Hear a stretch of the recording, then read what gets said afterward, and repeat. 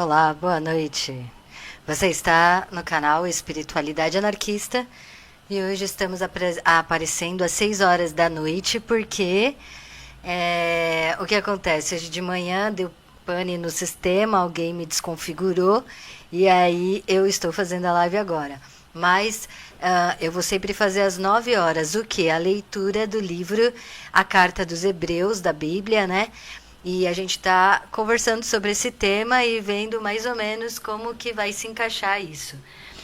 Na visão anarcofeminista. Então a gente está lendo a carta aos Hebreus na visão anarcofeminista, que é o quê? Uma tentativa de utilizar a Bíblia para explicar questões anarquistas, questões de defesa à mulher e tudo mais. Então é um desafio novo e vamos ver se vai dar certo, e estamos aí porque eu gosto muito, sinceramente, gosto muito da carta dos Hebreus e gosto muito de Mateus também, do livro de Mateus, que foram os dois que eu li até agora, assim, de fato, né?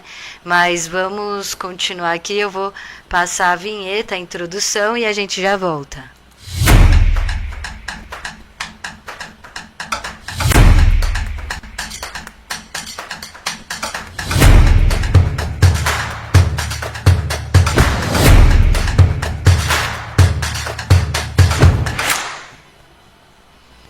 Então é isso aí, né? Vamos voltar aqui e começar a nossa live. Hoje a gente vai falar, então, a carta aos Hebreus, o valor incomparável do sacerdócio de Cristo, né? Então é isso aí. Aí aqui, ó, tô tentando brincar com essas animações, fazer acontecer direitinho, né? São muitas animações que a gente coloca no começo. Ai, meu Deus, eu me perco aqui. Não, ó, tá vendo? Eu errei. Errei de novo. Ai, é porque eu não tirei o do de manhã. Aí, achei. Ai, eu fico perdida. Eita, mais perdida que tudo. Pronto, aí. Agora foi todos. Foi todos. Então é isso, né? Aí a gente vai falar agora sobre a carta aos Hebreus. Então, quais são os pontos que a gente vai tratar aqui? Primeiro, o que é um sacerdote? Qual que é a diferença? Como é que a gente pode diferenciar o sacerdote do Messias, né? Será que tem diferença no Messias para Jesus? Será que nós temos, por exemplo, o sacerdote é diferente do Papa? É diferente dos pastores atuais? Qual é a diferença do pastor da Carta dos Hebreus para os pastores que a gente reconhece hoje em dia?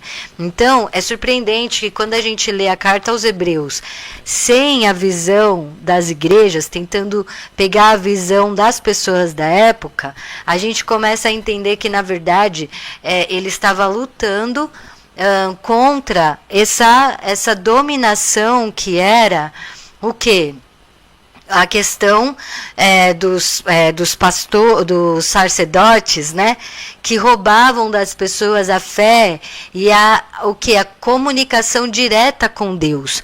Então, se a pessoa ela não está se comunicando diretamente com Deus, a mente dela então está sendo manipulada por outras pessoas, né? E aí era uma denúncia.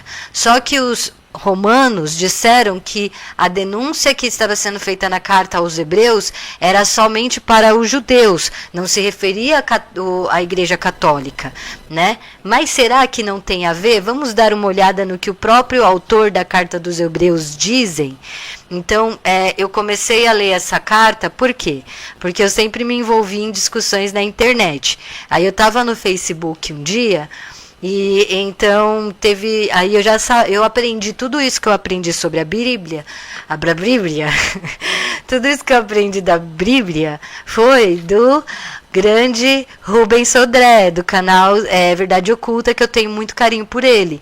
Então, o jeito como ele interpreta a Bíblia é o jeito que eu mais gosto, é o jeito que eu acho que mais condiz com uma verdade e que realmente, depois que a gente entende, até a gente começa realmente a amar o Messias, na minha concepção.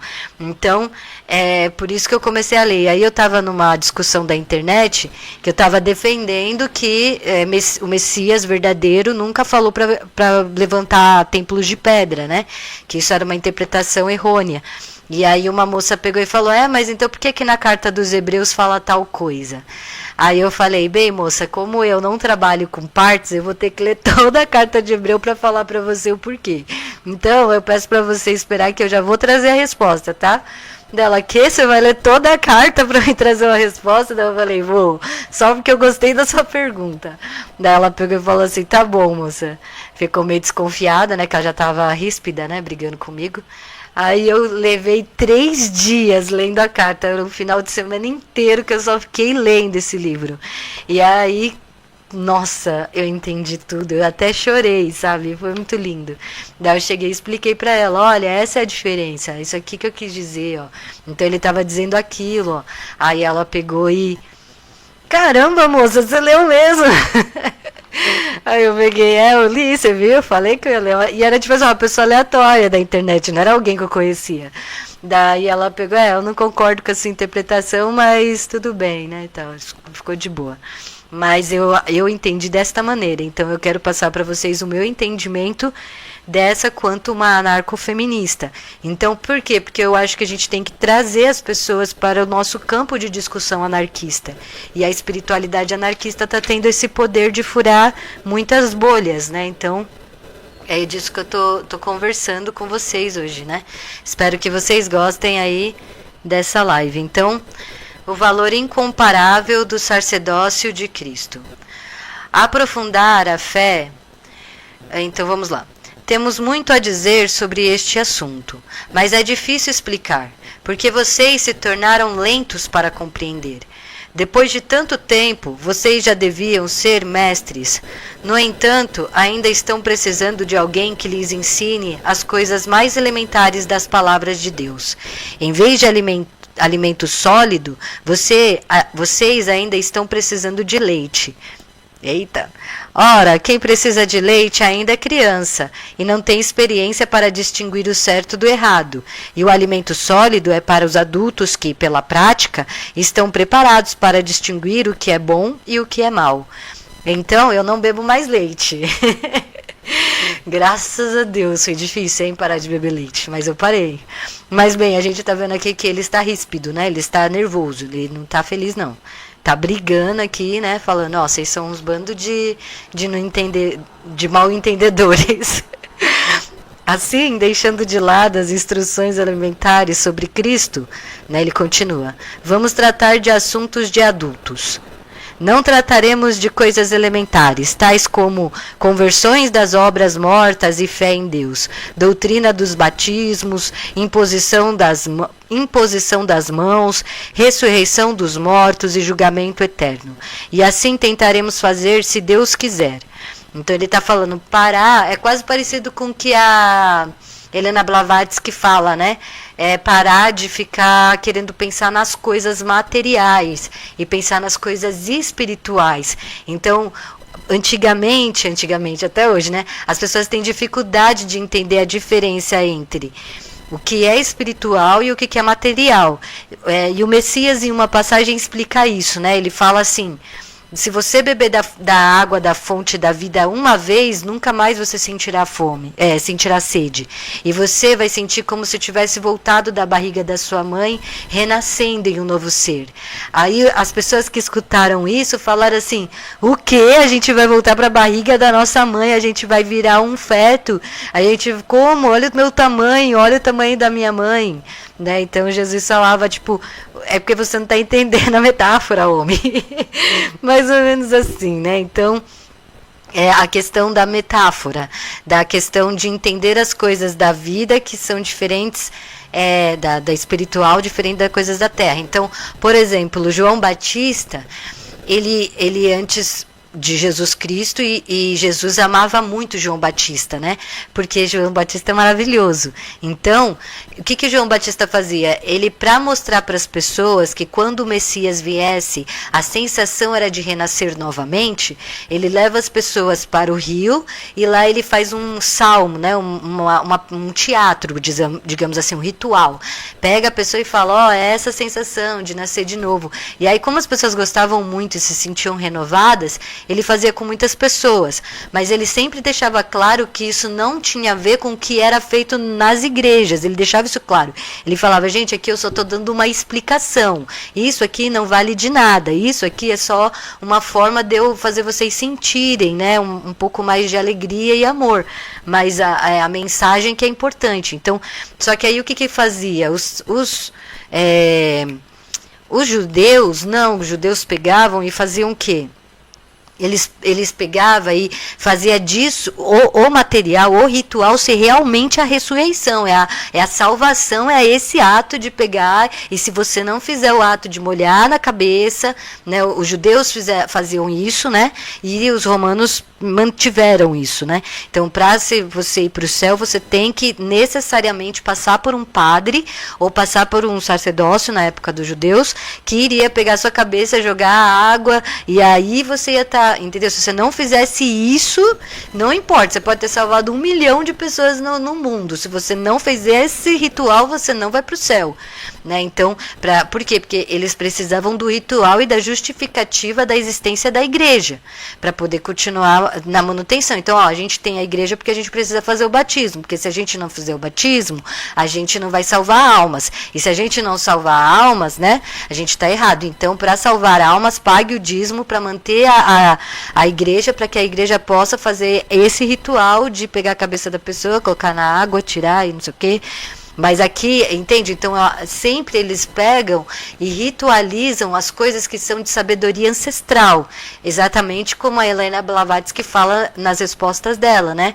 Que a sabedoria ancestral, ela é deturpada por causa dos desejos mesquinhos, sexuais, ao mesmo tempo que são feitas de ritualísticas, né? Então, é mais ou menos isso.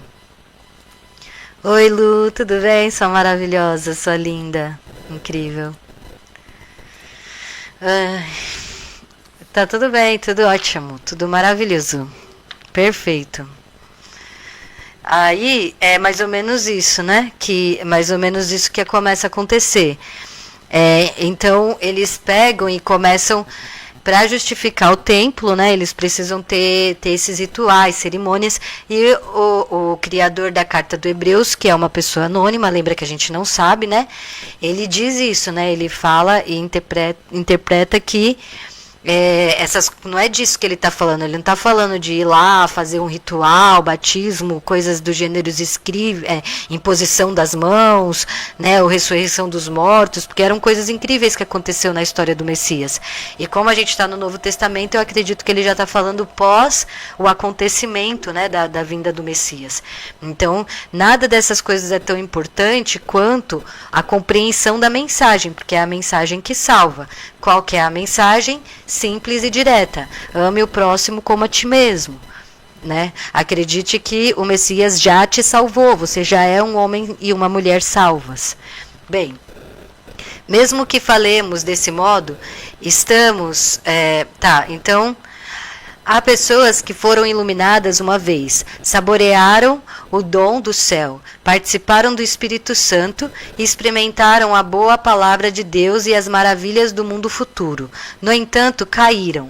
É impossível que eles sejam renovados outra vez e sejam trazidos à conversão, pois crucificaram novamente o Filho de Deus e o expulsaram o expulsaram a injúrias. De fato, quando uma terra embebida de chuva abundante produz plantas úteis para quem a cultiva, essa terra tem a bênção de Deus. Mas se ela produz espinhos e ervas daninhas, não tem nenhum valor. Esta há um passo da maldição e acabará sendo queimada.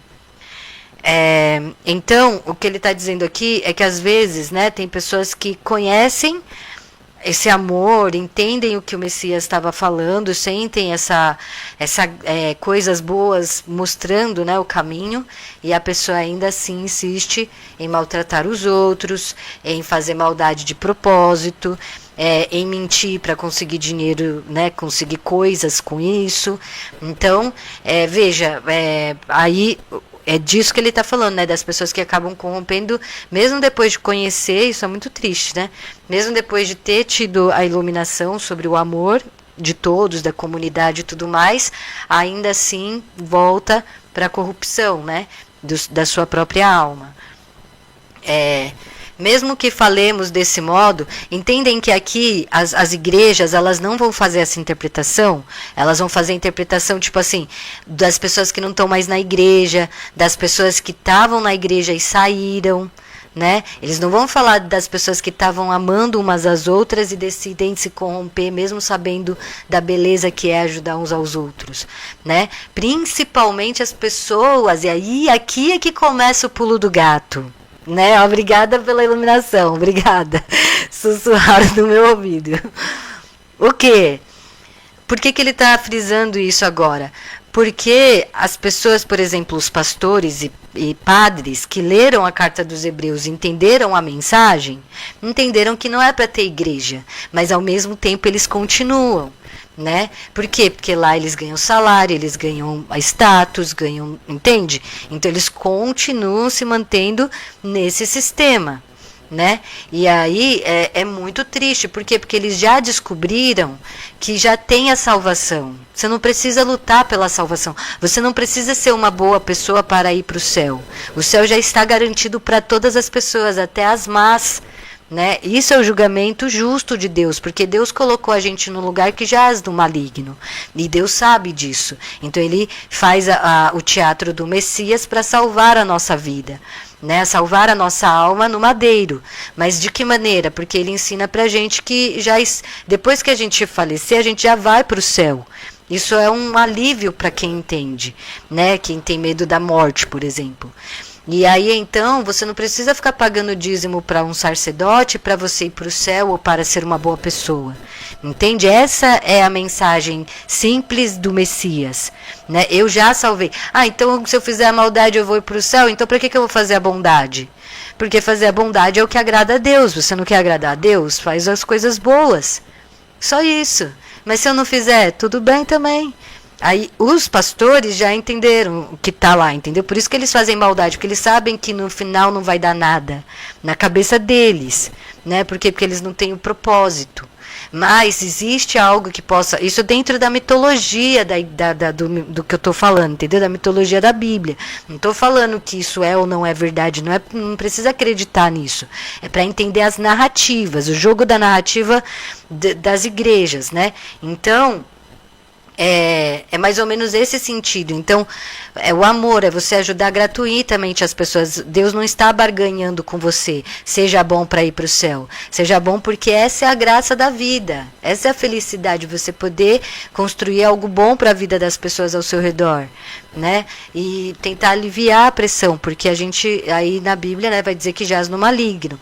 Mas o Messias sempre aponta que algo ruim, né, sempre acontece com quem faz algo ruim, num aspecto da morte, que daí seria o inferno, que o inferno seria a passagem, né, dessa história toda que você construiu, e você assistir essa história toda, e como é que você vai lidar com as coisas ruins que você fez quando você perceber que não precisava, né? E que Deus te deu várias oportunidades para ter construído uma história diferente e você não pegou.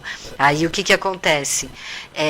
Aí sim é que sente a dor, mas mesmo assim essa alma também será perdoada no final desse processo, digamos, de autorreflexão infernal que todos passam, que daí é chamado de apocalipse, né? Enfim. É algo mais ou menos assim que eu estou encaixada no pensamento, que eu acho que é o melhor para a gente poder falar de anarquismo e desconstrução de hierarquias dentro das igrejas cristãs, tá? Falei até bastante, né, sobre isso. Mesmo que falemos desse modo, estamos... peraí, deixa eu só dar uma olhadinha aqui, né, porque eu tenho que aprender a lidar com isso aqui. Nossa, o Bug tá aqui. Oi, tudo bem? Que bom que você tá aqui. Para fazer uma pergunta. Chega para fazer uma pergunta, eita. Ai, meu Deus, né? Será que eu tô preparado? Tô meio. Meu Deus, eu não tô mostrando nada. Gente, me desculpa, eu achei que eu tava mostrando aqui na tela, eu tô totalmente desorientada. Me desculpa. Pronto, aí. Oi, amore. Oi, Lu, de novo, do jeito que você merece. Um oi que você merece. Você aqui na telinha. Aí o Bug chegou para fazer uma pergunta. Ai, meu Deus, será que estou preparada? Porque eu sou uma pessoa muito. Ai, gente, eu não consigo colocar completo aqui. Mas então eu vou ler, tá? Porque aí, vamos lá.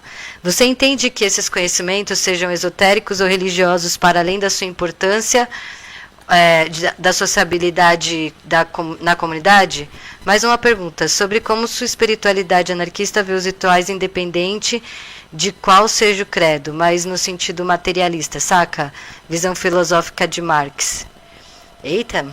Ai, meu Deus, são duas perguntas que fogem um pouco aqui, mas deixa eu ver se eu consigo resolver mais sucintamente.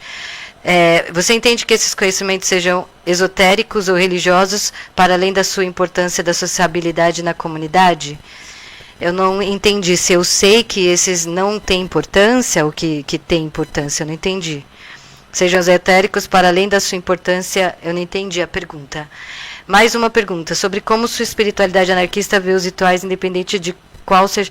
então, os rituais, eles são alterações de consciência, né? Estados alterados de consciência. Então, na visão filosófica de Marx, acho que não vai ter muito o que falar de rituais, porque só se fossem... nas críticas, né, contra as igrejas, os esotéricos, tudo que possa manipular as pessoas a irem para um caminho de rigidez, né, de uma espiritualidade rígida que independe de uma... Desculpa, apareceu um negócio ali. Uma religiosidade rígida, né?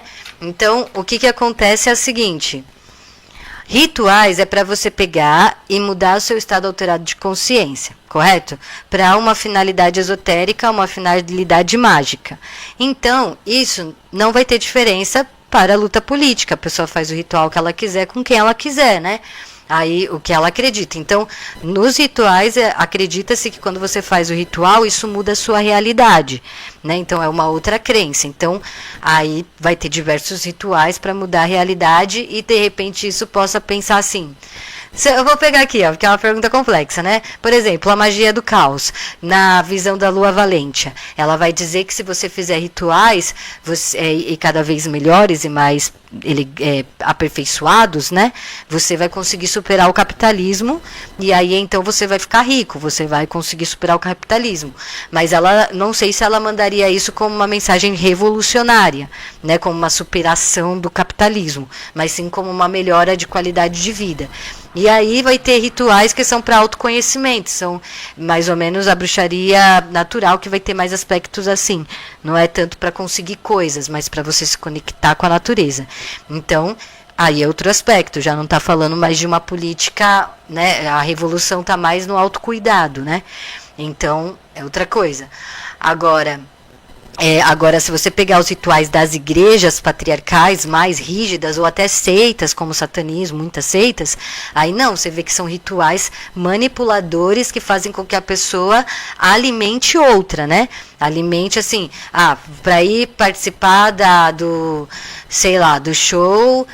Não, você vai no domingo na igreja assistir o padre na missa. Aí aquele show do padre vai ser cobrado no dízimo, né? Então você se sente, né, digamos assim, no dever de pagar o ritual que você participou, né, como uma troca de energia ali. Então, aí a gente vai vendo que realmente começa a haver manipulações. Por quê? Porque a vida da pessoa não muda para melhor e ela toda semana ainda fica pagando, né, por um serviço que ela nunca recebe. Então, aí já vem outros temas que envolvem que o esoterismo acaba se tornando um comércio, como todas as coisas que a gente vê, né? Tudo é comércio, até Marx é comércio, né? Sabe quanto que custa para você ver o túmulo do Marx? Eles cobram em euros, saca? Até para você ver o túmulo do Marx é cobrado. Então, se for falar como uma coisa assim, o esoterismo alimenta o capitalismo, aí Aí eu não sei, entendeu? Se os rituais fomentam e pioram a situação capitalista, aí eu não sei. Ou seja, é uma valorização da crença individual quando você fala da importância dos rituais, entendi. Eu não sei se os rituais são tão importantes. Eu mesma não... Quer dizer, é importante sim, tudo bem. Tá bom, universo. Rituais são bons, são muito legais de fazer, são divertidos. E vão lá, façam. Façam rituais. Eu acho que é bom, é gostoso, é divertido, as crianças adoram, sabe? Mas tem os jeitos, né? Tem os jeitos. Tem os jeitos, tem com quem e tal, né? Vamos, quem sabe um dia eu não fale mais disso. Eu não tô com muita prática ritualística ainda, sabe? Bem. Meu Deus, até tremi agora. Mesmo que falemos desse modo, estamos certos de que vocês, caríssimos, estão do lado bom e da salvação. Deus não é injusto para esquecer o trabalho de vocês e o amor que vocês vêm demonstrando pelo nome dele, já que vocês prestaram serviços aos santos e ainda estão servindo. Então, ele está dizendo aqui, os santos, se eu não me engano aqui, seriam aqueles que estão falando em nome de Deus. Então, são as pessoas, gente, que vai cuidar dos enfermos, são pessoas que vão tentar alimentar pessoas que estão passando fome, são pessoas que ficam... Essas são as pessoas que estão sendo vangloriadas aqui. Não é as pessoas que vão para a igreja todo dia e ficam rezando e tudo mais. Não, aqui ele está falando das pessoas que estão sempre levando o amor, o carinho, né? Que estão levando palavras de bondade e ajuda, né? Gostaríamos somente que cada um de vocês demonstrassem o mesmo empenho em levar a esperança ao seu cumprimento até o fim, para que vocês não sejam lentos na compreensão, mas imitadores daqueles que, com a fé e a perseverança, se tornaram herdeiros das promessas, né? Então, seguir o exemplo das pessoas que fazem as coisas boas. Espera aí.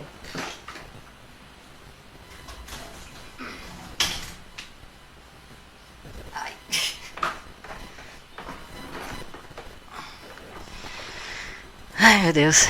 Desculpa trabalhar, pode continuar, mas eu sempre sou chato, não? Você é muito legal, eu gosto muito de você, Bug. Fique sempre à vontade. Eu só fico... Sinta-se em casa, aqui é tudo nosso. Espiritualidade anarquista. E é isso aí também, é isso aí. Se também falar alguma coisa, tá falado. Depois a gente conserta se eu falar alguma coisa errada. Esperança na promessa de Deus. Quando Deus fez a promessa a Abraão, não podendo jurar por alguém superior a ele, jurou por si mesmo, dizendo: eu concederei a você copiosas bênçãos e o multiplicarei em grandes números. Abraão preservou e alcançou a promessa. Deus nunca deixa ser vencido por generosidade. Na verdade, os homens juram por alguém superior a eles. Assim, o juramento é uma garantia para eles e põe fim a qualquer discussão. Por isso, querendo mostrar mais claramente aos herdeiros da promessa que a sua decisão era irrevogável, Deus interveio através de juramento. E assim, dois atos irrevogáveis nos quais é impossível Deus mentir, trazem poderoso encorajamento para nós que tudo deixamos para nos agarrar firmemente à esperança que nos foi oferecida. A esperança é como uma âncora para a nossa vida. Ela é segura e firme, é penetrante até o outro lado da cortina do santuário, onde Jesus entrou por nós como precursor, tendo se tornado sumo sacerdote para sempre, segundo a ordem dos sacerdócios de Melquisedeque, né? Então, aqui está falando, né, que ele fala, né, Jesus nunca falou que ele era sacerdote. Esse título foi dado a ele depois por honraria das pessoas para ele, dizendo assim, ele foi o único sacerdote. Era como se fosse uma revolta, sabe? Como se as pessoas falassem assim, não, ele estava certo, só tem um sacerdote, a gente não vai se ajoelhar mais para vocês, não vai mais se ajoelhar para os padres, não vai mais se ajoelhar para nenhum homem, a não ser o único que veio à terra por nós. E por que que ele ganhou essa honraria, o Messias? Não foi ele que se deu esse nome, porque ele ficou junto com os pobres, né? Qual personagem vocês conhecem da história que chegou e fez isso? Né, que chegou e deu a sua vida por isso, né? Os heróis sempre estão lutando com superpoderes e tudo mais. O Messias não, o Messias ele escolhe amar as pessoas muito, né? Então ele alimenta, ele cuida dos enfermos. Obviamente as pessoas iam ver isso com bons olhos. E aí então, pela história, elas começam a falar, não, então ele estava certo mesmo, ele é o único sumo sacerdote, não teve nenhum que deu tanto amor para nós, né? Esses aí que estão no poder não chegaram nem perto. Isso que ele também falou, né? Lá ele falou, todos os sacerdotes, todos aqueles que se declararam sacerdote, principalmente aqueles que vieram dos levis, né? Eles não conseguiram se provar como Messias, eles não conseguiram se provar como alguém superior, né? Nas suas práticas diárias, na sua vida. Então, o único que conseguiu isso foi o Messias, que faleceu. Então, aqui é uma crítica dura a esse sistema religioso, tá vendo? Então, por isso que é muito importante ler a Bíblia, ler as coisas, né? Porque a gente meio que fica sabendo das coisas pelos outros, e aí a gente perde a essência das coisas, né? Um sumo sacerdote novo. A figura de... Aí, se eu fosse ler aqui essas coisas aqui, ó, a linha, eu já ia me perder toda na interpretação. Por quê? Porque pode ver, ó, cada frase uma nota de rodapé, a cada frase uma nota de rodapé. Por quê? Porque eles não querem que a gente pense fora do que já é aqui. É a mesma coisa de Helena Blavatsky, e ela dizia assim, a raça pura. E as pessoas falam, tá vendo? Ela é nazista, mas como que ela pode ser nazista se isso surgiu depois dela? Não surgiu antes dela, usaram isso dela. É a mesma coisa que eles não, aqui não tem catolicismo ainda. Então por que tem tantas observações, entendeu? Porque eles aí induziam a interpretação. Por isso que fica tão fora da realidade quando a gente lê, não tem a magia, né? Não tem magia. Quem lê Bíblia sabe que não tem magia, mas agora vai ter a magia, entendeu? Vai voltar a magia. Ó.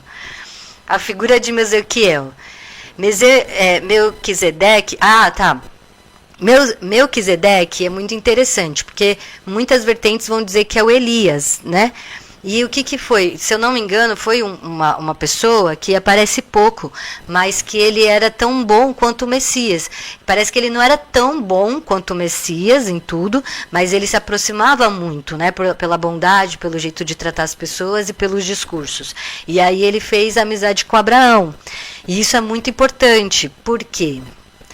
Porque a igreja diz que o Abraão, né, pagou dízimo para o Elias, né?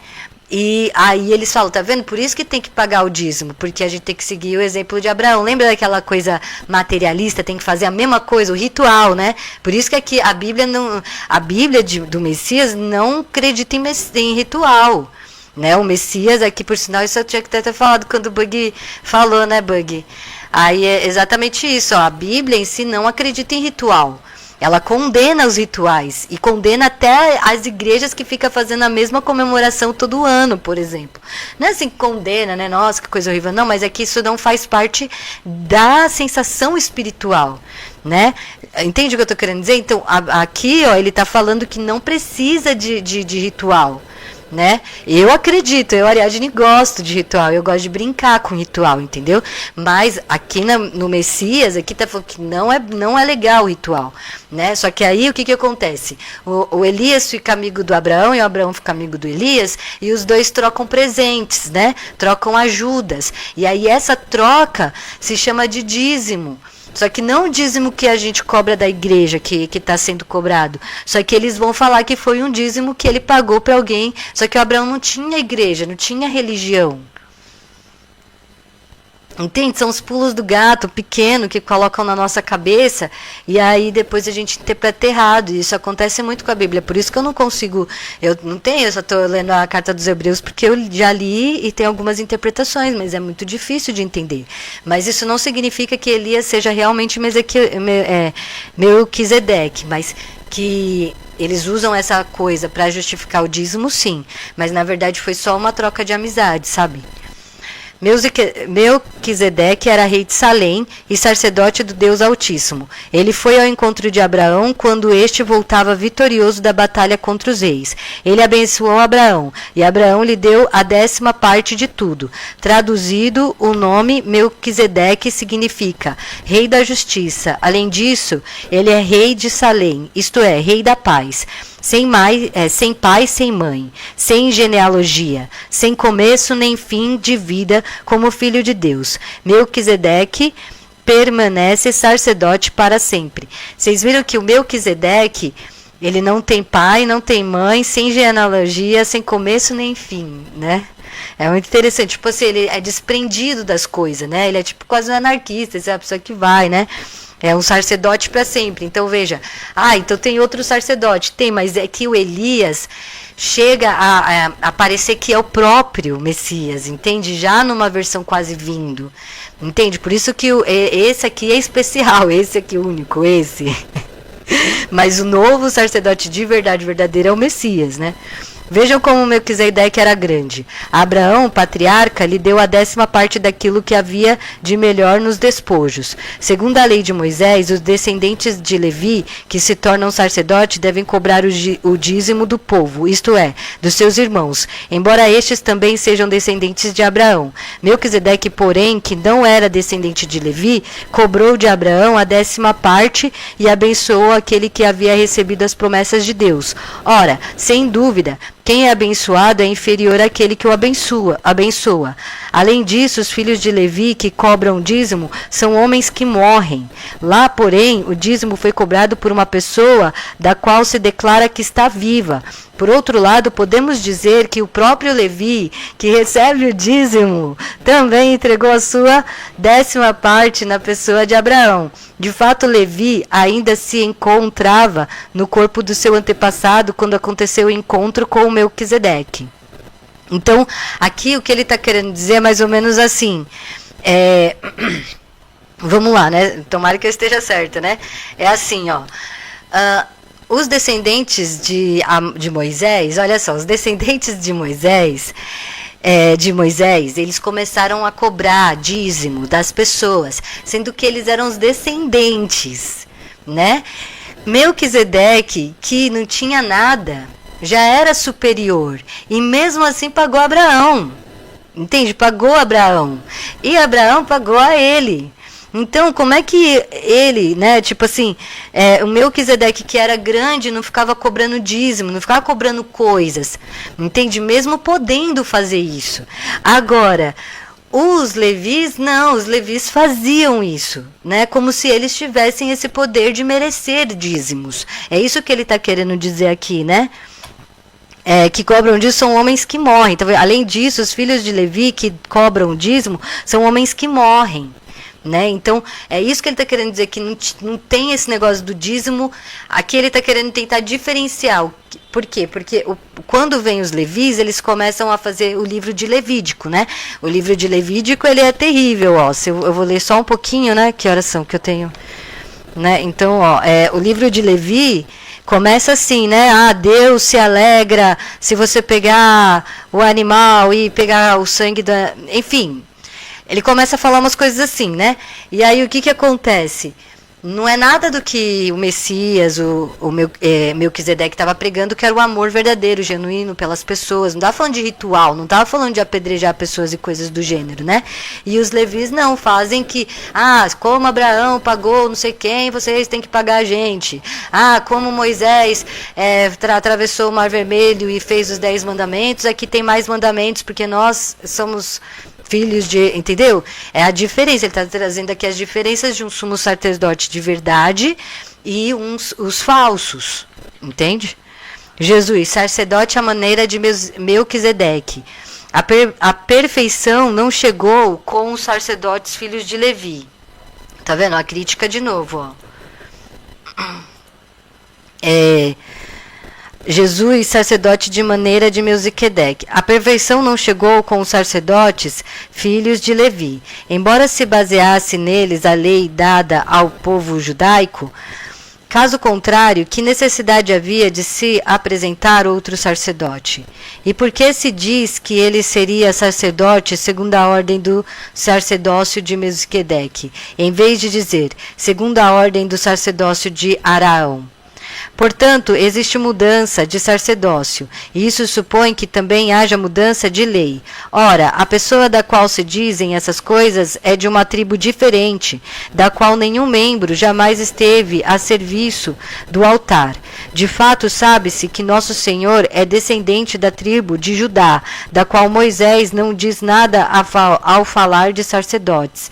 Então, ó, tá vendo? Portanto, existe mudança de... Ora, a pessoa da qual se dizem essas coisas é de uma tribo diferente, da qual nenhum membro jamais esteve a serviço do altar. Né? O que significa isso? O que significa um altar? É mais ou menos assim, ó. Antigamente as pessoas pegavam e elas queriam fazer uma oferenda aos céus, né? Porque vinham as catástrofes, né, geológicas e tudo mais, e as pessoas associavam isso a uma ira de Deus, ou de deuses, ou do panteísmo, né, da própria natureza. Aí, para acalmar a natureza, acalmar os deuses, acalmar o Deus, pegava um animal muito bom, né, sacrificava e colocava a sua carcaça embaixo de uma árvore e tudo mais, né, geralmente embaixo de árvores. Colocava umas pedras e tal. Só que aí os animais, né, vinham e comiam, estragavam o altar. Então eles começaram a ter que proteger melhor o altar da chuva e tudo mais. Então cobriram ele e começaram a fazer capelinhas, né, para cobrir os altares. E aí esses altares, então, muitos homens começaram a perceber, nossa, tem uma carne aqui, né, me deixou para Deus, né, essa carne maravilhosa, esse pedaço de picanha aqui. Então eles começaram a falar, eu posso pegar esse pedaço de picanha porque eu estou mais próximo de Deus. Então, aí começa, né, a história de dar coisa para uma pessoa. É claro que não é assim, desse jeito tão organizado, né, estou falando mais ou menos o processo de uma criação. Então, o altar... o altar é a justificativa da igreja, né? Então nós temos o altar e por isso que nós temos toda essa cobertura da igreja. E aí o altar tem uma ritualística. Diferente da igreja, por exemplo, de Pedro, que não tem altar, não tem nada, é só conversando no lugar de reunião. É diferente, não tem rituais, cerimônias, pelo que eu entendi, né? Do mesmo jeito que é das outras.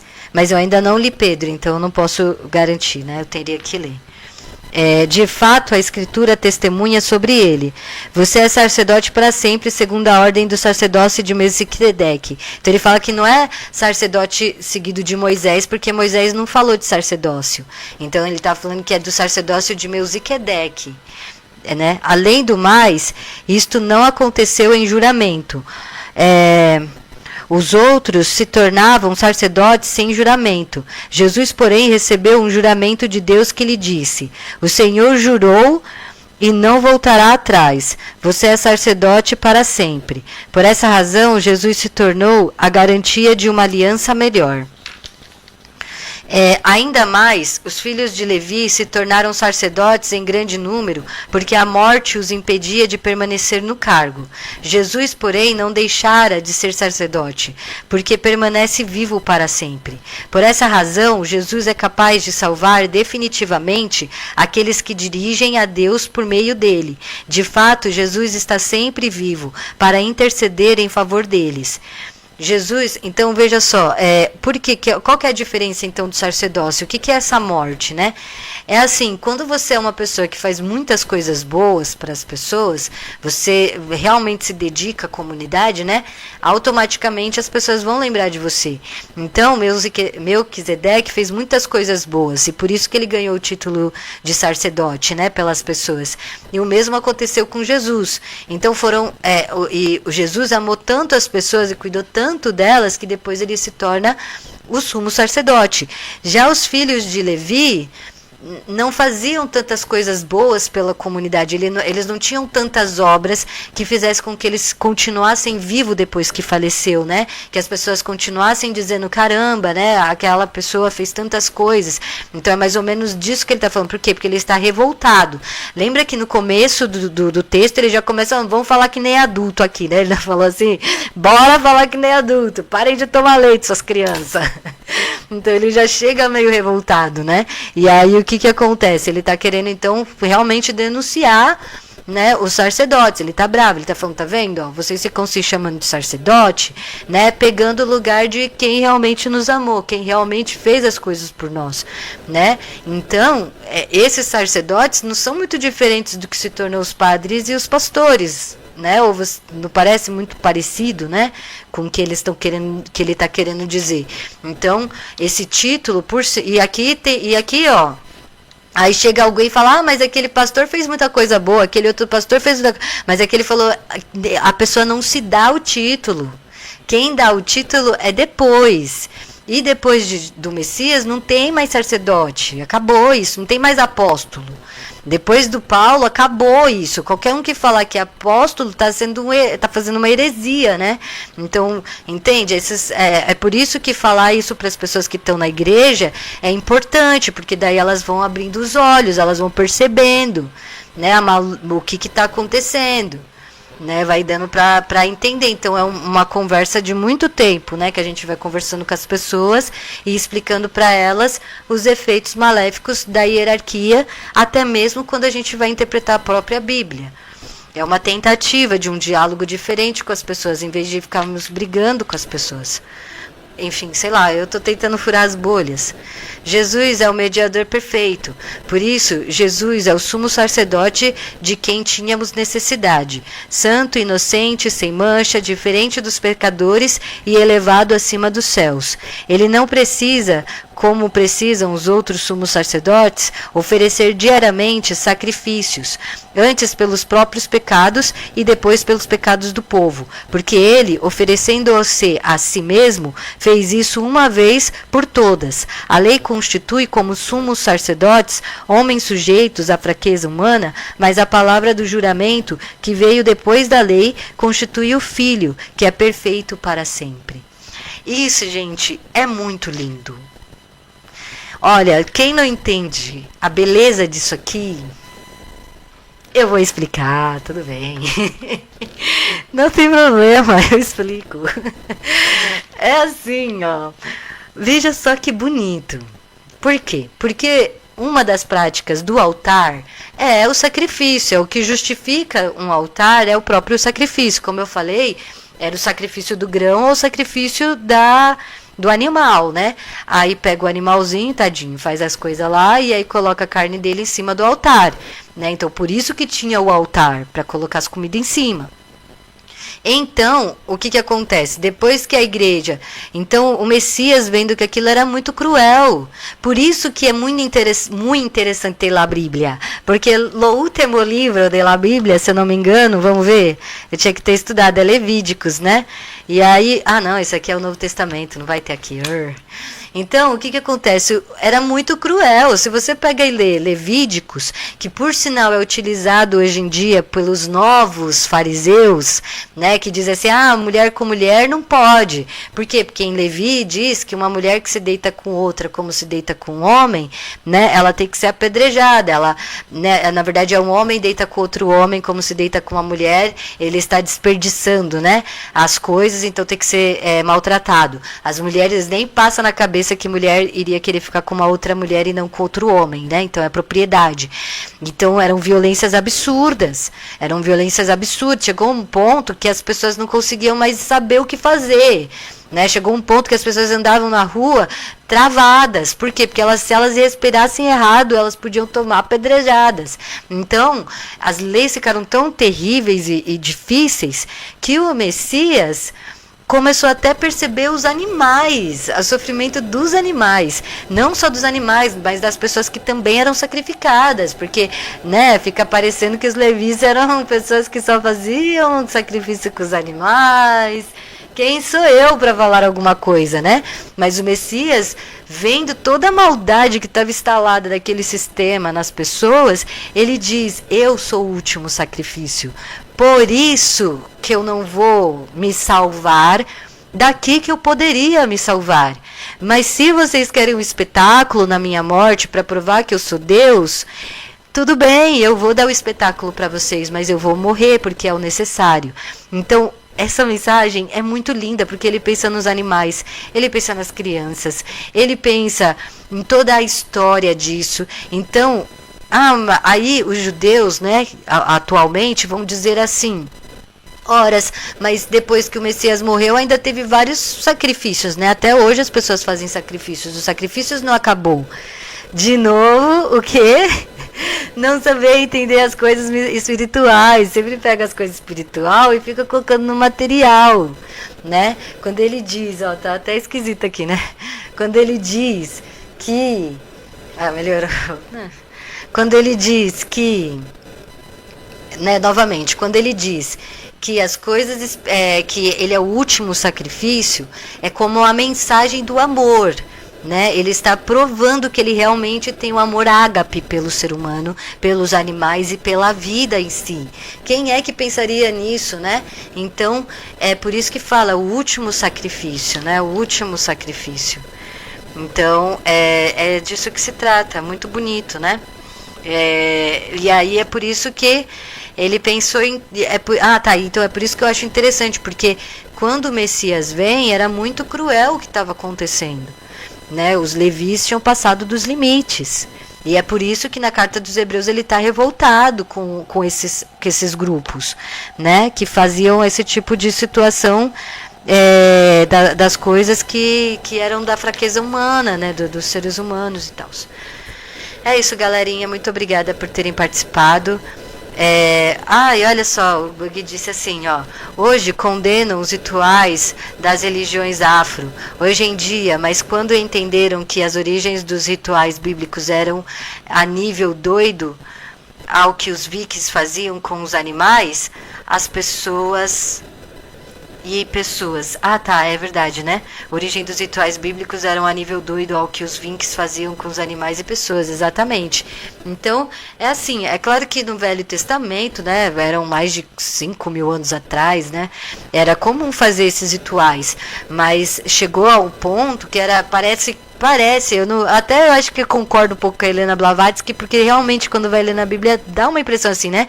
Que tipo, tinha os rituais, que nem hoje eu acho, né? Tinha os que faziam rituais simples, que era só pegar a galinha e matar e fazer o ritual e depois comer a galinha.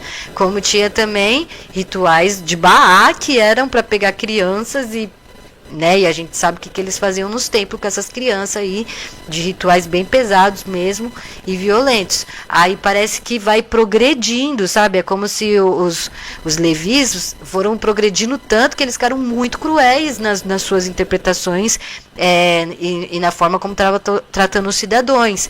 Então, quando a gente vê esse Jesus que vem, e já vem a carta dos Hebreus, né, também criticando esses rituais, criticando essas coisas todas, e de forma brava, vocês estão vendo, ele não tá pegando leve não, ele tá bem bravo mesmo.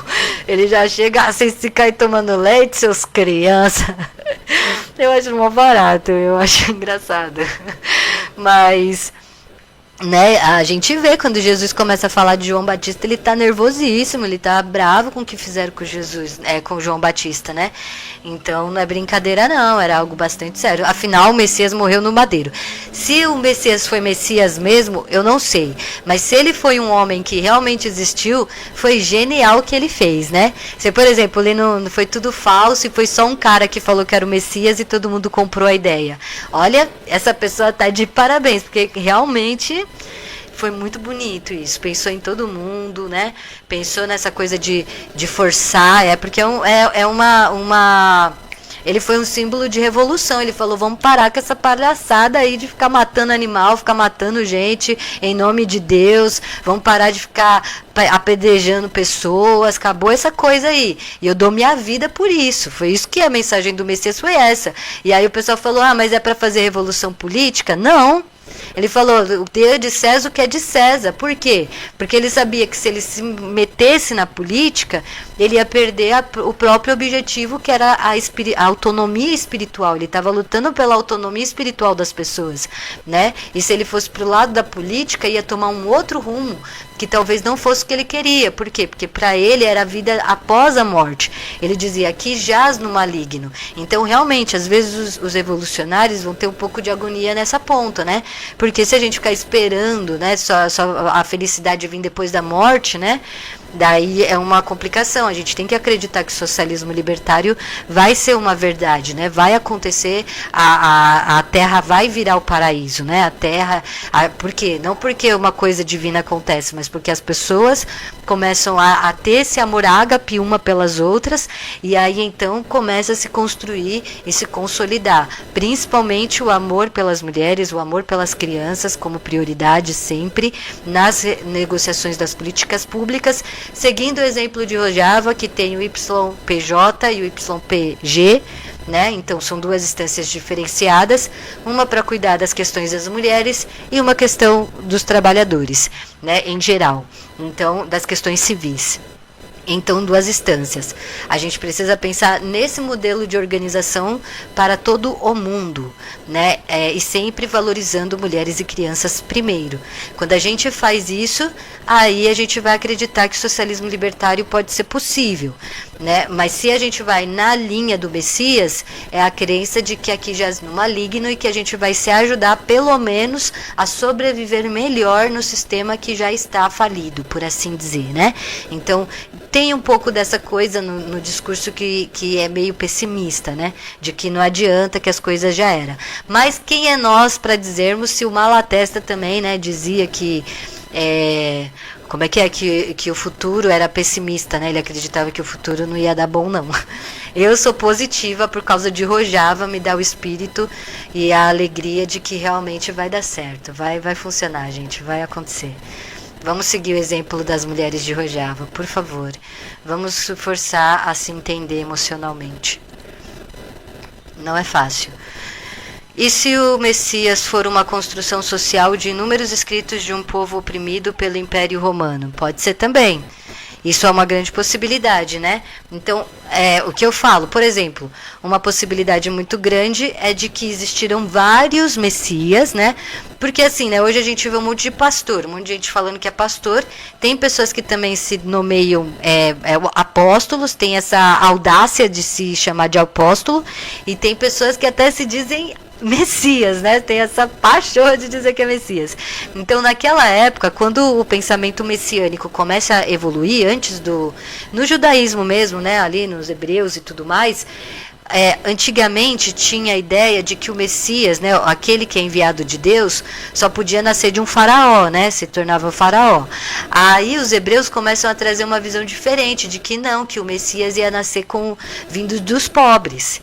Né? Então mudou muito isso daí, também já foi um pulo muito grande para, né, abaixar a bola das hierarquias, né, dos faraós, né?